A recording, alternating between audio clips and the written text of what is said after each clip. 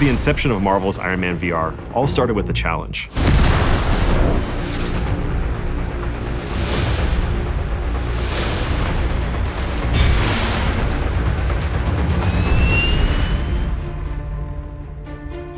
And Jae Young, who runs Marvel Games, came back and told me that project is probably going to go to a bigger studio.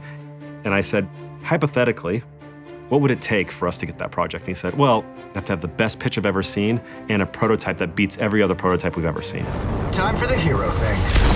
3 years ago, when we started prototype flight, the first thing I did was just put some physics thrusters on my palms in VR and see how it felt.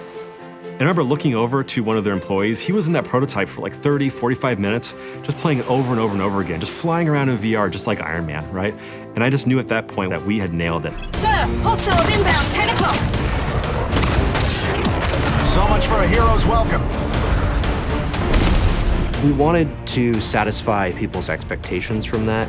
And that's not only visuals, that's sound, art direction. It's a combination of all the senses. The complexity of how the suit animates, basically, and how it breaks apart, how the suit-up sequence happens, how the auxiliary weapons pop out.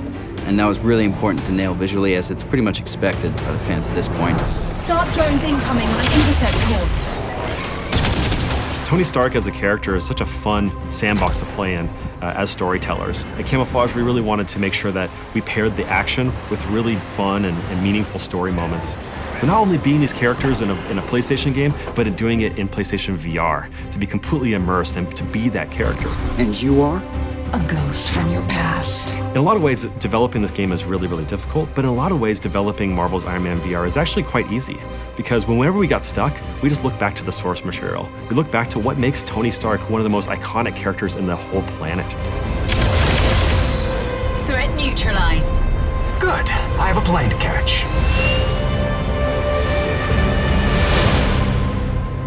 PlayStation